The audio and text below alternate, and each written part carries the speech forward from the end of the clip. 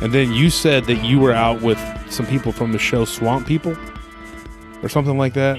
Yeah, I used to be married to Terrell Evans, who's one of the stars on Swamp People. And okay. when we were together...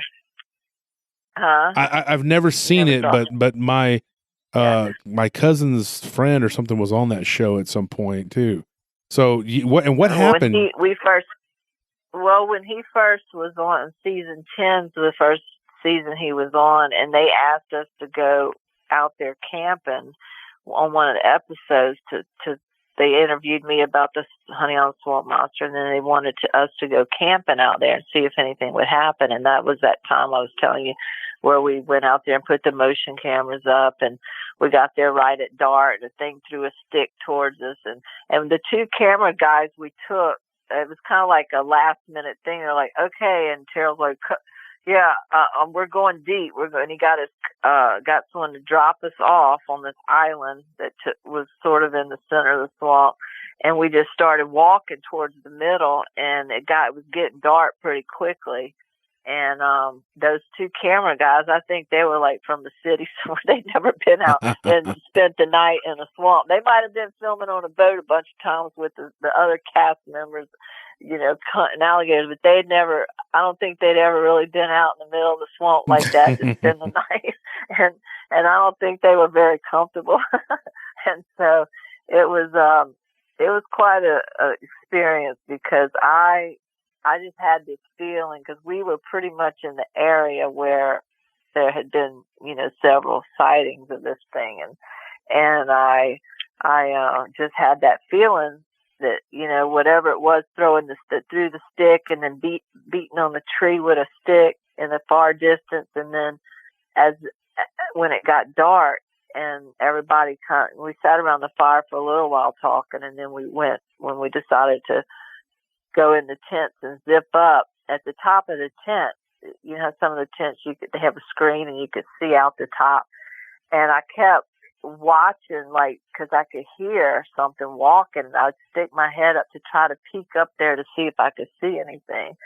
And at one point I nudged Terrell. I was like, get up, go check it out. He was getting aggravated. And of course, then the cameraman's, got their cameras out to watch him get out of the tent and go look around. And then he come back and he goes, it's just a rabbit. I'm like, a rabbit don't sound like that. Plus it's the rabbit from, yeah. Yeah, he goes, the Holy Grail. You saw a rabbit, And of course, they put that part in the show. But when they went back in their tents to zip up, they didn't have their cameras rolling all night. And I was not going to close my eyes and go to sleep out there, because I knew what was out there. And so but I heard this thing walking like on 2 feet, circling where we were. And so the next day, as soon as daylight come, we packed up, took the cameras down, and left out of there. And when we got back to the camp, that's when we looked at the camera to see what was it, if anything had captured anything. And that's when we saw that it was one little frame that was something hairy had leaned over, and it caught the very edge of it that had hair on it. Not, it looked like little short pieces of hair, but it could have been on the hand, or I don't know, but I just felt like whatever that was probably the same thing that my grandfather, same type of thing, that didn't want us there, was probably trying to, and probably curious, like, what are these people doing out here in the middle of the swamp? Because a lot of people don't go camping that far in the swamp. I mean, and a lot of the hunters and fishermen that go out there, they don't go that deep, because if they kill a deer or something, they don't want to drag it over all them logs for miles and miles. So that's why a lot of people don't go that deep in the swamp to hunt and fish. And that's why some of these people, they go, I've been out there hunting, I never seen nothing, well. Yeah. I've had those conversations with hunters in the areas, in Texas is very big. And I've talked to people who've been out in very desolate areas out in West Texas, very desolate areas out, and they'll get too far away from their vehicle. And I had a guy out near Fort Stockton who shot a mule deer. I believe that's what he said it was. and he had to he was dragging it, and something started following him, and then he realized that trying to carry a deer over a 2 mile, because he just got too far out there. And eventually, whatever it was getting dark. And then when it got dark, he just gave up and left it because it was just too far out there. And I'm going like, yeah, that was a very silly thing to do because, you're too far out there. And he said something on two legs was stalking him. He didn't get a good look at it. He's pretty convinced it was a Sasquatch of some type, and that there were stories of this thing. And when he was walking out there, when he was walking on his way out there, he saw what he thought was a partial print of a very large foot. And that's what made him think that there was something out there. This guy, I've known him for years. So I told him, I said, yeah, there's probably something out there. I mean, this is, people get too far out afield, and that's where you're going to have your encounters. That's where something's going to be seen, and I used to go out in the country all the time, and then I had an encounter with what I believe was a dogman, and then I kind of was like, well, I still would go out in the woods sometimes, but I tried to stay out of it as much as possible. Even though my encounter actually happened in town, I thought these things have to be out there, and I would hear stories of them in here in Central Texas of my dad's family's, my dad's mother's family. And they have a lot of property out near Burnett, and they would go hunting out there. And when I was a kid, they would tell me stories of these Bigfoot type creatures that would hide behind trees, and you didn't want to kill a deer too far out because by the time somebody came around to pick you up and whatever, it might take it. And it's just these weird stories that I had heard as a kid, and I didn't know if they were trying to scare me or if it was for real, and so. And so people don't realize that like, I went out there, I went hunting out there, I didn't see nothing like what you just said. It's like, how far out did you go? Because obviously you're not going to go deep down in there where people don't normally go, because that's where you're going to see it. I had a friend, when I was in school, they swear they saw a Bigfoot. This was in Milam County, and there's a lot of weird stuff in Milam County. And they were out on their ATVs, and they drove their ATVs so far and so deep down into the woods that one of them ran out of gas, and the other one, they had to drive the other one back as far as they could before it ran out of gas. And then it got dark, and of course, they had to walk back, and they kept hearing what they thought was something paralleling them and stalking them. And this was when we were kids. And I was convinced, even as a kid, that that's probably what that was. It was a Bigfoot, or something like that. I mean, I was thinking that's probably what that was. It was stalking them, but they have no way to know. They couldn't see it. It was dark, and they were getting to where they could see porch lights of the ranch, and so they were getting hopeful. We're almost back, and the next day they found their 4-wheeler like tumped over and thrown into a tree. So. That was pretty much confirmation as far as I'm concerned that something was out there, but that's because they drove miles and miles and miles over over into like 3 or 4 different ranches that were all kind of connected. And it was like well over like, 2,000 or 3,000 acres of land, and they were just way the heck out there in the middle of nowhere. That's where you're going to find stuff that you don't want to find, and people don't really typically go hunting deep into the woods. I mean, like you said, they do it on the outskirts of the edge or whatever. And so I had this hunter telling me one time, well, I've never seen nothing up in Wisconsin, and I've been all over the woods. I was like, have you been deep into the woods? Because that's where people are seeing these things, these creatures. So yeah, you're right about that. That's absolutely the truth too. That campsite that my grandfather and them built out there, the way they found that, he used to be a pilot, and he had a twin engine plane, and he used to fly over the swamp, and they spotted this area. They thought that would be really good hunting territory. So, and the way they found it again by boat is my grandfather took a bag of flour and they threw it on the sandbar from the plane, and I guess the flour went all over. So they went back later by boat, and that's how they found the area that they wanted to get out, and then they went on foot from there into down way deep. They had to go over another canal, and it was called the Lateral Canal, and then they had to go further in, and that's where they ended up building their campsite. And then, so they used to have to take their supplies, even they were going to take a boat back there too, so they would have a boat that they could put in the sloughs and the ponds that were deeper in that area that you couldn't get to by the river. So they had to drag the boat by hand, a little boat, and take the motor, and you know, all their supplies had to be trekked in on foot from the boat and go deeper into the swamp. So when they would go out there, they'd stay a while. So, yeah, you know, that's why they were deep out there in the swamp, because they didn't want to go where other people were, and the other hunters. You know, it was kind of a very remote area. So, but these hunters that just go for the day and pull up on a sandbar and get out and go into the swamp, they're not going to go that deep just to go shoot a deer or a turkey or whatever, because they don't want to have to tote it back, or a big hog, or so they're not going to go that deep in the swamp. And if they do, they're probably going to get lost. We've known a lot of lost hunters that got lost out there and had to be found. Like, you had to send a search party after them because you get so turned around. And people that don't realize how easy it is to actually get turned around out in the woods.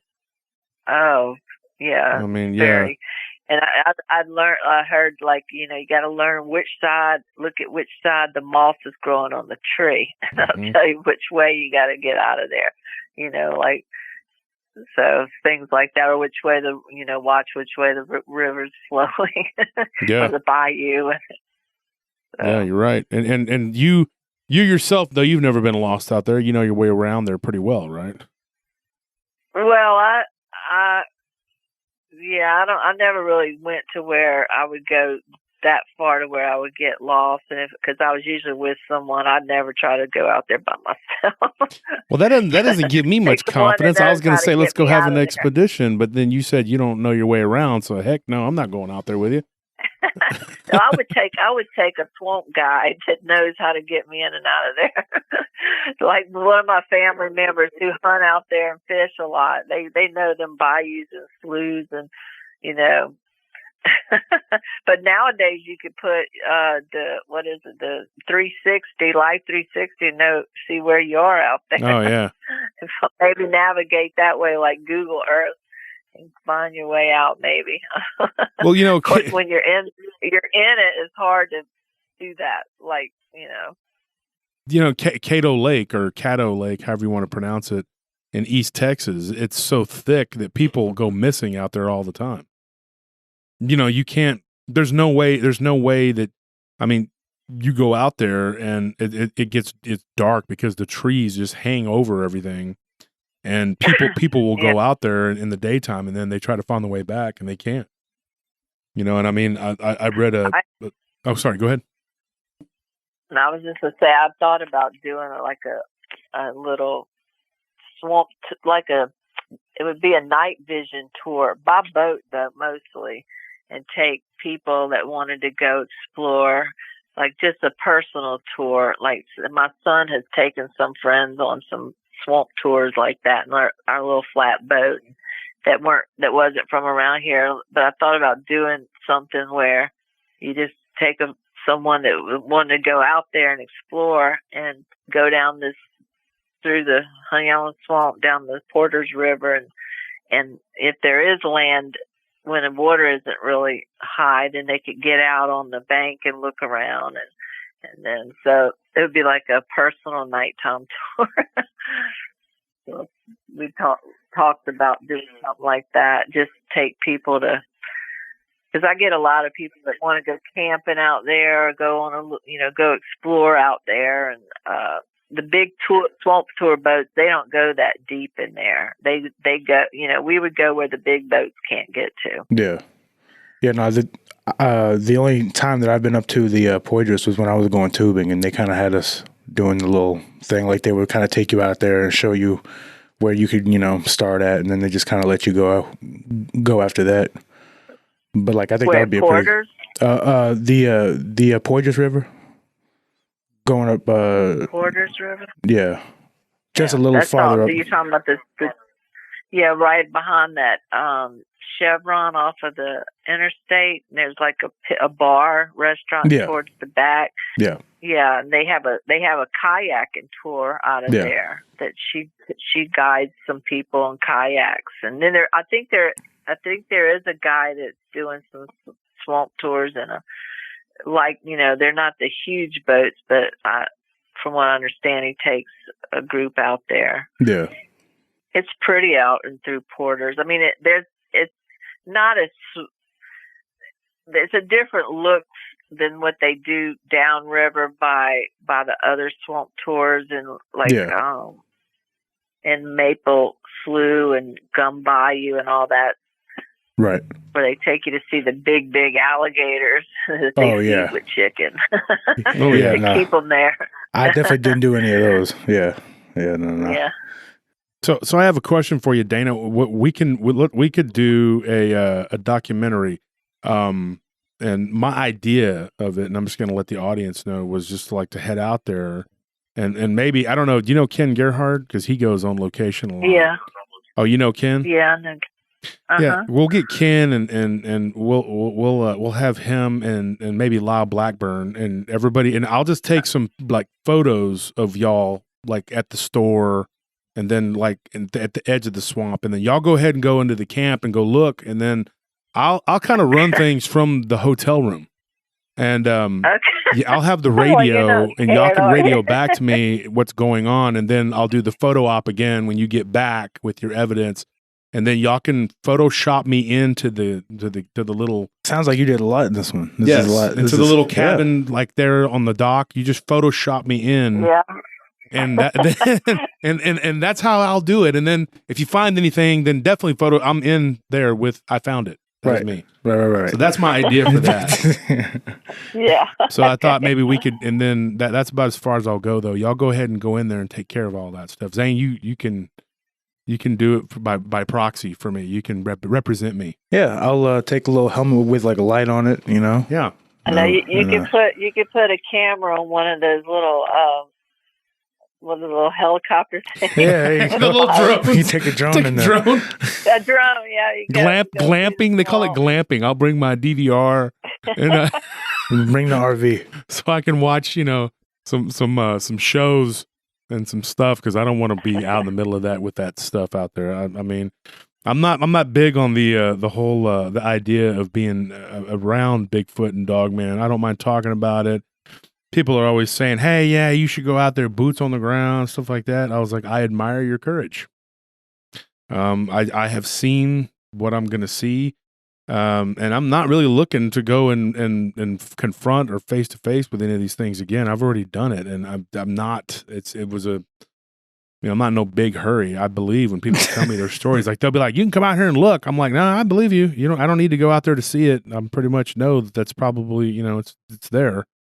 I have done a little bit more on location since I got married about almost 4 years ago now. She's forced me to go to places and do things, and I've had to kind of deal with that, and I'm okay with that. I'm okay with it to a degree. But, I'm also like okay with not doing it and just talking about it because, and I had somebody on Facebook the other day was firing off on me in some group. He's like, oh, well, I'm boots on the ground. I go out there and I tromp all over the stuff and I mess with cow poop and all those others. And I'm like, well, that's good. That's great. You're doing an awesome job. Continue to do that. And when you go missing, I will tell everyone that you were a valiant soul who was looking for this particular cryptid, and you probably found it.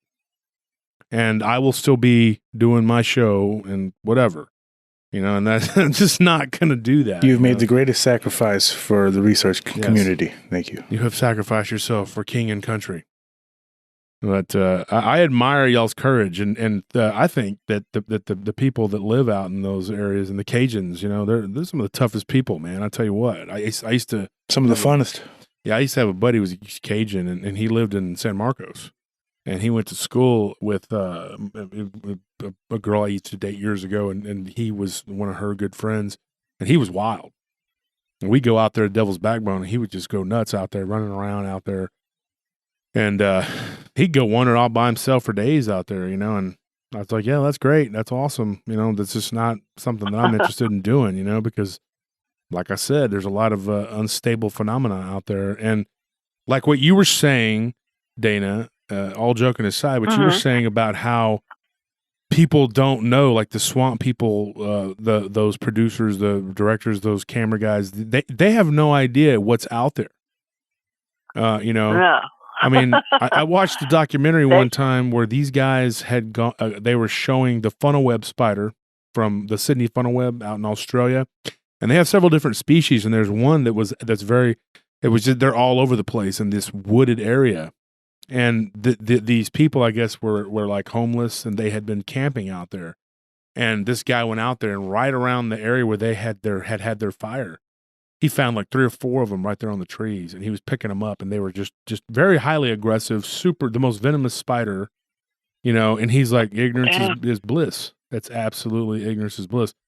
And you're just like, wow, I just couldn't, I don't want to be out there, and something, something happens, and you're so far away from help or whatever, but it's fascinating to talk about. We got the cottonmouth snakes and those big hairy swamp spiders, and they'll jump in the boat with you that's the size of your hand, looks like a tarantula. Or the worst ones are the ones that stretch their big webs, the banana spiders that have stretched their webs, and you're going through on a boat and your face gets caught in it. I'll about jump out the boat. How do you deal with that? Or have a snake fall in the boat with you, and then, if it's the cottonmouth, you want to jump out of the boat. So, yeah, it's quite a experience. Well, if I ever get, really bored and work slows down, I just texted Ken Gerhard right now while we're on the show. I just texted him right now and asked him about the Honey Island Swamp, and if when he texts me back, maybe about going out there. I mean, Louisiana is definitely a good, and then we could all go out there on a little tour, but let's go on the kid friendly tour where it's just like like it's, you know what I mean? Like let's do the kiddie ride where you just do the outskirts, and then you and Ken can go into the deep part of the, and I'll stay back in the area where people live, people survive. They're going to need your might in case it shows up. I had somebody recently do what? We'll leave you at the camp. So yeah, but I don't even want to be by myself at the camp. I don't want that either. Yeah, you'll be fine. Well, leave me with weapons at least. We'll leave some Cajun cooks with you. They could be cooking some alligator. There you go. Or something. Because I'm okay with being, in the wooded area where I'm from, because I know it like the back of my hand. Like, Devil's Backbone, I know all these woods around here, but I don't want to be in that swamp. The swamp bothers me, I mean, it really does. It's just something about that terrain. I just don't like it. And I haven't spent a whole lot of time in it, and I don't want to, but I can tell you this, I've been in the jungle, and that was unnerving. That was bad enough, but it just seems like the swamp, it just seems so much, it's just sinister. It's like a jungle. It is, Yeah. But more wet. It is a jungle. Yeah, and I just don't like stuff that can creep up in the water like that. It's just so primeval. And I was just thinking, like, I don't have a problem being in the woods now, so much. I don't mind it. I grew up in the woods for 15 years of my life, and I used to get a kick out of my friends from the city coming out there, and we'd tromp out in the woods with our snake charmers, and we'd be popping copperheads by flashlight. And we thought it was just the coolest thing ever. But then after I had my encounter when I was like, 15, like in late 1990, that was it. I was just like, you know what? There's stuff out there now. I know it exists. It's not a joke. It's not a game. And I just quit going out and running around. And I was much more aware and much more cautious in that there's things out there that we don't know, we don't understand. And like you are hyper aware because your grandfather, Harlan Ford, I mean, he was 100%, he saw it. and he even caught footage of it, the 8mm footage of it. So you got to think, somebody who spent so much time out there, and he knew that it existed, and you grew up living that life, and then you talk to all these witnesses, it exists. So, I mean, there's no doubt in your mind.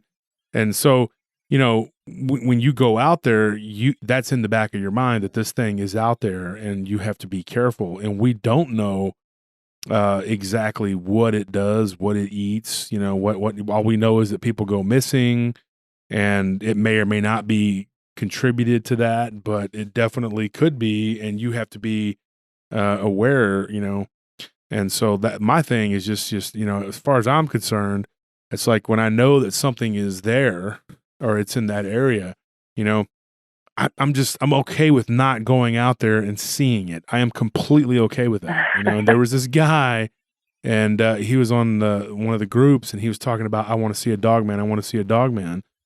And he goes, and I don't want to hear people say, well, no, you don't, from people who've actually seen one, this and that. And I told him, I'm not even 100% sure what these things are, if they're 100% physical, if they don't have some sort of supernatural quality to them that we don't understand. Right.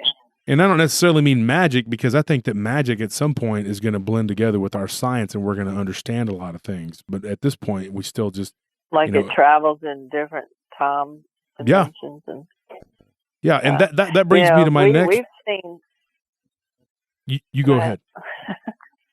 I was just going to say, another thing that we've encountered out there, like I've seen it with my family, a UFO. I know people might think I'm crazy, but I saw it and it wasn't just me. It was our whole family was out. It was we had another camp in Angie, Louisiana, which is a little bit north of here, and I was probably about 14, and I remember seeing this thing came over the water. It was shining lights down, and like blue light on the river, and then it kind of moved up, and then it moved over our camp, and then it shot straight up in the air and disappeared. And we all saw it, and it was like, I'll never forget that. And then my dad had an encounter out there when he was hunting. He said this thing that was shaped like a big football, like a gold football, was hovering over the swamp, and he was out there hunting with our uncle. And he said wherever they would go, it would follow, like kind of show up and follow them. So he just sat down by a tree, figured, well, if it's going to get me, it's going to get me. And he said he said it was like he was sitting there, and the next minute it was like it was dark, like a whole day had gone by. And then I said, well, you might have been abducted for a day, I don't know. I remember he said he called my mom, and my uncle called his wife and said, if we don't come out of here, if we don't come back this weekend, this is what happened. And they were very serious. And my dad still today, he's old now, but he still could remember, and he'd tell it like it just happened. He said, I'll never forget that. He said, I could see that thing as clear as day. So then you think, well, maybe this thing out there's like alien almost, like maybe it's some type of alien that got left behind or dropped off. I don't know. Yeah. I mean, because that swamp, there's places out there man hasn't even gone, and no telling what is out there or what it could exist, or maybe, and of course NASA has a facility on the other side of it, but like a buffer zone. But like on the other side of Honeycomb Swamp, they test rockets out there. And, we used to think, well, what if they made something in a lab and it got away and just ran out in the swamp? I mean, there's been all kinds of theories about what it could be, but well, let me ask you this, Dana. This is important. I mean, like, what is the earliest, like from what you've uncovered in your investigations of this creature, what is the earliest sightings of this thing? Like, what do you? Well, from what I know about was my grandfather was the first one to report the sighting and go public with it in 74 after he found the tracks. But in 63 is when he first encountered it. And that old man Williams, it was around the same time, he was another eyewitness. And everything after that was all these other people came after that. So I don't know. I mean, if he was that's just the first one I know about. I don't know of anybody before that who had seen it. Do you think it ties into the Rougarou legend? I think it probably does. I think it's probably either related to in the same type of family, because the Rougarou, of course, the Rougarou, they talk about it being more spiritual and not, well, I mean, like when I say spirit, like it's more like a curse. Yeah, like someone gets cursed and they become the Rougarou with it because they've been cursed, and then and then the only way the curse could be broken, they got all these different. It's like a werewolf, like the werewolf, but so the swamp monster, the Honey Island swamp monster. We don't know where it originated, what the story was behind that, other than people seeing it. We don't. It wasn't like my great grandparents were Cajun, and they used to tell us the story of the Rougarou growing up. Like they would scare children to make them go to bed early, like the Rougarou's going to get you if you don't do this or that. So it was more like, we just knew about it growing up from our Cajun ancestors who were from the Cajun country that's further south in Louisiana from here. Like Napoleonville. My grandparents were from Napoleonville. Yeah. She spoke Cajun French, and, when we go visit her, she'd tell us, that's how they would tell bedtime stories. And that was one of the stories. You better be good or the Rougarou's going to get you. Yeah. That's how it was with us when I was growing up. My great aunt, my tia Hova, tia in Spanish, it means aunt. My mom's Hispanic and my dad's white. But she would always talk about the cadejo and the hombre lobo and all these spooky stories, the manos peludos, which is like the hairy hand and all this other stuff. And I thought, this is just a bunch of silly nonsense. And we would have to go, even though my mother was no longer Catholic, every year we had to go down to South Texas, to San Juan, to light candles, which was the most boring thing in the world for me as a kid. I just hate the drive down there was long, boring, and I just was trying not to poke my eyes out so I didn't have to look at, all as the terrain gets further past Alice, Texas, it gets ugly. And so I'm just like, I hate going to the Rio Grande Valley. And it wasn't a fun trip. It wasn't like it was a good time for me. And so I'm driving down there. So in order, I guess, to make it more pleasant or whatever, my tia would tell us these stories. And then my mom would always be like, oh, don't tell them that because they're going to get scared. And then after the third or fourth time, you've heard these stories before. And that's really all they are to you, is just stories. You don't really believe it. But my tia would tell it with such fervor and conviction that and Zane, you know her before she passed. You know how she was a very colorful person. She's funny. She's a very funny person. She was believing it. I mean, she was like, oh yeah, that La Llorona is there, and she lost her kids, and she found you by the water. She's gonna come get you, mijo. And then you're gonna go away with her to the bad place. And I don't know what that bad place was. And I'm going like, this is disturbing. And then like you're like 7, 8 years old, and then by the time you get down to the mission, you're lighting candles like crazy and praying that, I was sitting there hoping that these creatures wouldn't get me. But then as I got older, I thought that cocuy, it's just the mentiras. It's just stories to scare kids. And so, literally the night before I saw the Dogman looking creature in my hometown, my tia told me, she goes, don't be going out with all those hoodlums and doing all that crazy stuff and throwing the eggs at the houses and all that, because that's what we did. And she was like, you're going to have something bad happen to you. And I didn't believe her. I never believed all that, and then once I saw it, it all became real to me. And then I thought, holy crap, all these stories that I had heard, all this nonsense, like you grew up hearing about the Rougarou because that was your culture. I grew up hearing about the hombre lobo. And then and the cadejo, and I thought, man, this is silly stuff, but then it's real. I mean, like this is a real thing, like, and so yeah, it seems like bedtime stories to tell children, and or to keep them in line. But yeah, and I'm not saying that all the stories are real. I've heard would heard stories about La Chusa and La Llorona, and all these different types of creatures, and the cucuy. Everybody has a cucuy, the fantasmo.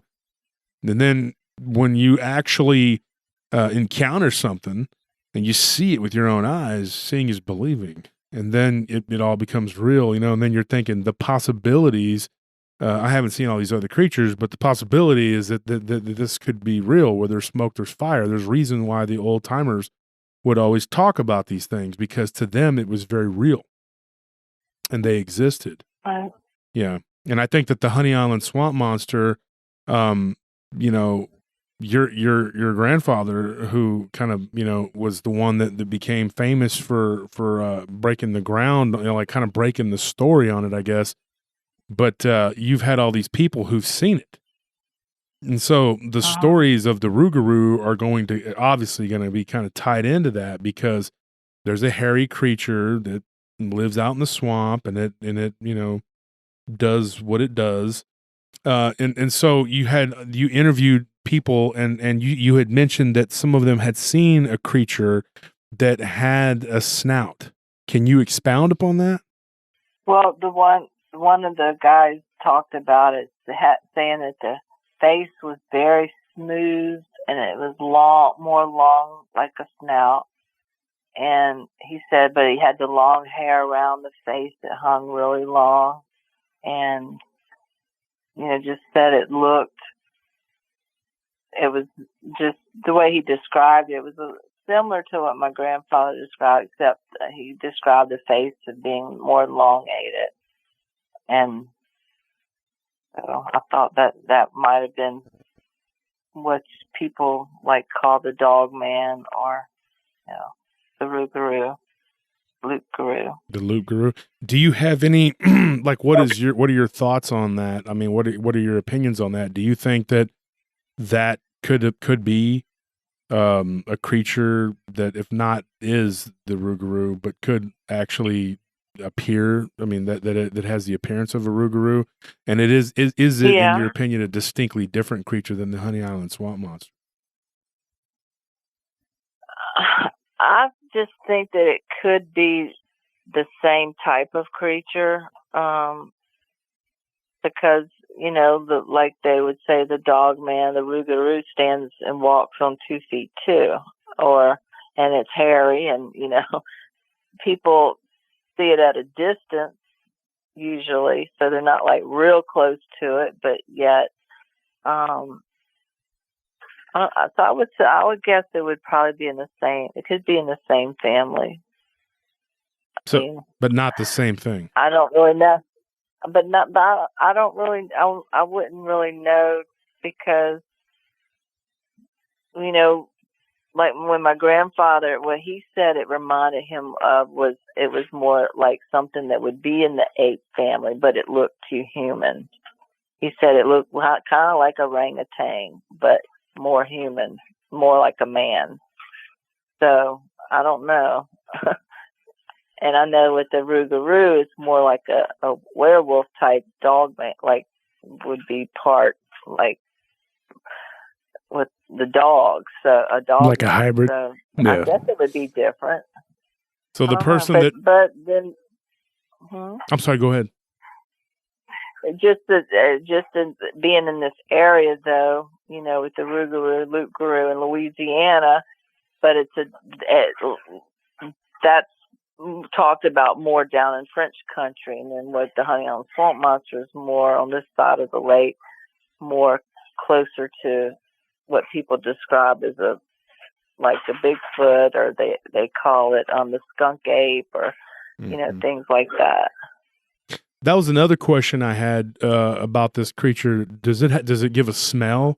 Do witnesses describe there being a smell? Yeah, some of the witnesses talked about it having a smell. Like one of the the eyewitnesses said that he went on a tour with one of the swamp tour guides, and he said that they went up where these old abandoned houseboats and camps were, and he said the tour guide, they kept talking about the smell. It was like a really, really bad smell, like dead animal.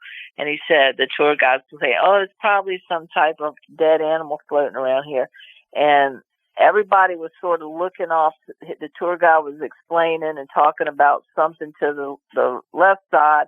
And the guy said he looked off to the right and he saw this thing squatting by one of them camps. And he said he didn't say anything because he wasn't sure what he was seeing. He thought maybe it was his, but he said as they rounded the bend, and everybody was talking about the smell, and the guy was saying, yeah, it's just probably a dead animal floating around. But he said when he got back he told his dad, because he had taken his dad on this as a birthday present on a swamp tour, and he was telling his dad what he saw, and he said, and his dad said, "Why didn't you say something?" He said, "I was just stunned, and I just stared at this thing, and I thought, but he said it had like the long hair, wiry looking hair, but the face looked like leather, and the eyes, he said, looked like yellowish, like they were sick, like he might have been sick with something." Jaundice. But he said it was just a horrible looking thing but he said at first he didn't say anything because he was just so stunned that he thought maybe I'm seeing something. But he did remember that the people on the boat were complaining about the smell. Oh, what is man. that smell? So he thought maybe it was that thing. That was one of the eyewitnesses that had contacted me after that happened. That was probably about 10 years ago. And Dana, when you were out in the swamp, and not just necessarily with the Swamp People show thing that was going on, but just you've been out there doing your research and trying to collect information, have you ever smelled anything out there? So sometimes there's bad smells, but then someone had told me that it's probably the swamp gas. I'm like, what? He said it was coming up from the mud so I don't know if that's what I was smelling, because it could get pretty nasty smelling out there, but they call it like swamp gas. So, but yeah, I mean sometimes there's dead animals though you smell too. That is, like something that died out there, but that's, I wouldn't have known if it was the creature or that. So, and also I read that when Harlan and what was his friend's name, Billy Mills, Billy, yeah, when they came upon a hog that had been like its throat torn out or it had been disemboweled or something like that. Yeah, it had blood splattered all over everything, like it was a territorial thing, because the hog was left there, and the hoof. When they first saw a couple hogs up in the woods like that, with the throats ripped out and just left there, and they were dead a while because the flies were swarming.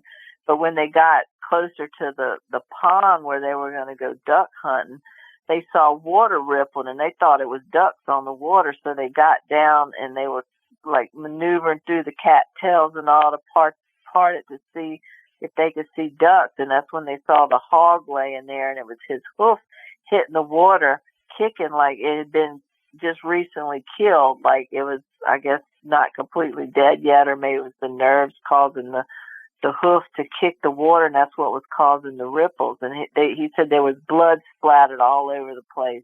It had ripped his throat out. And so that's where he saw some tracks in the sand, and that's when he decided he was going to go back with the plaster Paris and pour castings of that. And because they thought, well, some people said, oh, it might have been a gator did that, but a gator usually drags its prey off into their den. And up in the woods where the hogs were killed, or gators don't really go way up in the woods like that on dry land to go hunting hogs. Gator's going to take what he attacks and take it down to his den or eat it right there. And the dens tend to be around the banks. And there was another time someone had seen where a hog, like big hog, wild boar, was thrown up in a fork of a tree with his throat ripped. That's what I was about. That was, you just answered my next question. I was going to say, have you ever heard of hogs being laid in trees? Because that is a telltale sign. And another thing too, folks at home are listening. I have a lot of experience with hogs. They're bad around here in Central Texas. They're everywhere. They're freaking everywhere. And they're year round kill. You can kill them year round. And a lot of counties will give you a bounty on the tail. You bring them a hog tail and you get a bounty. And so they're a nuisance animal. And so, you know, a predator typically is if they're gonna go after a hog, it's not gonna be a big old wild boar hog. You know, it's gonna be a younger one, a smaller one, because their hide is really tough, and it's not an easy thing to kill. You know, without a gun or something, you know. And they're a dangerous animal. They're a very dangerous animal. They're such a weird animal too. They're not necessarily a prey animal. They're scavengers, you know, and they will kill and eat anything they can find. They'll eat. They're omnivores. Bones and all. Yeah, they eat bones and all. So. Bones and all. Yeah, they don't care. And so for a creature like to have been, you know, to kill a hog and just toss it up into a tree nonchalantly. How big were these hogs? Do you know? This was a pretty big hog. That's why they were like thinking, what could have put it up there? Because we do have bobcats in this area, but you know, bobcats aren't huge animals. And then, but they do. Some people have also claimed we have black panther here, but I was told once that they think they're black panthers, but they're like jaguars. It's just they look black until the light hits them a certain way, and then you can see the spots on them. But so that might could put one, but it would have to be a big cat to get this big hog, because the hog was probably a couple 100 pounds. You know, get it up the tree like that. But it was just like the throat was ripped out, like it killed whatever did it. Just ripped the throat out. Blood was dripping. And the hog was up in the fork of the tree. That would have to be a big, strong animal. And you know what? A jaguar could do that. The jaguar is the third largest cat in the world. The largest, the male is a tiger male. And yes, the male tiger is bigger than the lion, folks. I had this argument with somebody the other day. And they're like, lion's the biggest animal. No, it's not either, okay? It's the tiger and then the lion. And then the jaguar is number 3. And jaguars are very large and powerful animals. I've seen videos of them snatching up caiman and just swimming with them in their mouths, which is an amazing feat, and then taking them onto, you know, and eating them. And they are very, very much capable of killing a hog, but it depends on how heavy the hog is. Hogs are very dense animals. I can't really see. If a hog is 200-300 pounds, I can't see a jaguar would, you know, I don't think it would be dragging it up into a tree. I don't know about that. That'd be, I don't know about that one. It would depend on the jaguar and it would depend on the hog. And I do believe that jags are all over the place. They're seen in South Texas, and I know that they do get black. Right there in New Braunfels, there's a little snake farm zoo. Zane, I think you've been to with Tony. I took you guys. And Anthony, of course, you've been there a couple times, and they have a very beautiful black jaguar there. If you get up close, and you can get close to it too, you get up close to it, you can see the spots. But from a distance, I mean, hell, 10, 15 yards, you probably can't even tell. It just looks black. You know, the melanistic, whatever. A lot of people have seen, we've seen a black panther, and then I remember this man that studied them and said, no, what you're seeing is a jaguar. It looks black, but they got the spots. And they exist there too. I believe that they're there. Yeah. I know that when my grandfather used to be a truck driver, and they stayed in Louisiana for a while, and I've told this story before on the show, but they believe that they saw a Dogman looking type creature on the side of the road, and it was down on all fours, kind of squatted down, and it stood up on its hind legs. And it freaked them out, and my grandmother they were freaked out. I mean, she always told that story, and I know that Chief, who's been on my show, he's a good friend of mine. He's half Lipan Apache. He's been on the show a few times. He's an MMA fighter, and he's a recurring guest. And he heard that story. My grandmother told him and my brother and Scorpion, who's also been on the show. She told them that story, like that this thing stood up, you know, and it looked like almost like a cross between a hyena, a wolf, and a man. That's what she said. She had no way to describe, you know, what it was, and I believe it was just south of Alexandria where she saw that. And so, you know, these dogman creatures are all over they're all over Louisiana. And I know that I have a friend, and that she's the ex-girlfriend of a really good friend of mine, but we're still friends. I don't really talk to her that much anymore, but she swore up and down that the largest black cat she's ever saw, like, just jumped right out in front of their vehicle, right there near Baton Rouge. And she's like, we were just driving, and this thing just it leapt out in the road. And then she said it stopped for a second, and she was like, oh no, we're going to hit this thing. And then it just jumped again right before they hit it. It was because it was so fast. She's like, you wouldn't believe, and it was big. It was really big. Like the back was up as high as their SUV.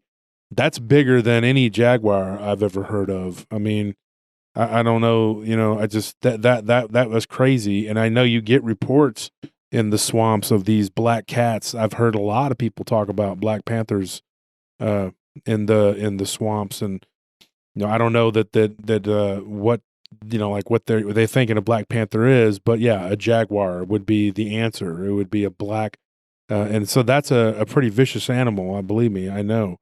They're all over the place, and they range from South America all the way up into Texas, and people see them all the way up into West Texas, and I know they're in Louisiana too. So that's very possible. The only other predator that I could think of that could drag something up into a tree, like a hog, like that, would be a black. You know, if it's a panther, it would be a jaguar. You know, and I think most people, though, and it's funny because you don't get reports. I don't get many reports of like of regular jaguars with the spots, with the yellow and black. It's always black. It's always like this black panther type creature. So maybe there's a population with that gene that breeds and has just stayed in that area, and they've thrived in that area. You know, I don't know. I mean, they could hunt at night and be in black. Whew, you'd have a pretty good advantage. You know, a lot of foliage in them swamps, a lot of places where you can hide. You know, I mean. Dana, you are definitely a brave soul to be going out there in those swamps, looking for a creature that is, you know, as scary as the Honey Island swamp monster. And is there a way that you could tell our audience, as we're wrapping this up, is there a way that you could tell our audience about where we can find your book, or is there a way to find your book or your documentaries? Yeah, I have a website, honeyislandswampmonster.com, and I have a Facebook page too, the Honey Island Swamp Monster page, and my book's on Amazon. There's links on my website and on Facebook, but they're on Amazon. They're either in Kindle or in print. The Honey Island Swamp Monster documentation. Yeah, and so definitely would like to get you to join our Facebook group. It's called Paranormal Roundtable, and you can join it, and if you would like or whatever. And you know, we definitely would like to have you. I don't know if you're on in the group or not. I think I am. I think I am. Yeah, I think I kicked you out though because you were being a sass mouth one day. But I'll re-invite you though. You kicked me off? I'm kidding with you, Dana. You know, I'm full of crap. That might have happened. I'm over here messing with you. You're not like that at all. I wouldn't do that. I wouldn't mess with you or whatever, you know. But you're like, you kicked me off now. No. I'm just giving you the business. I'm messing with you. No, seriously. But Dana, okay, so if you're not on there, yeah, folks, and you can interact with her on Facebook on our group, and she's in there.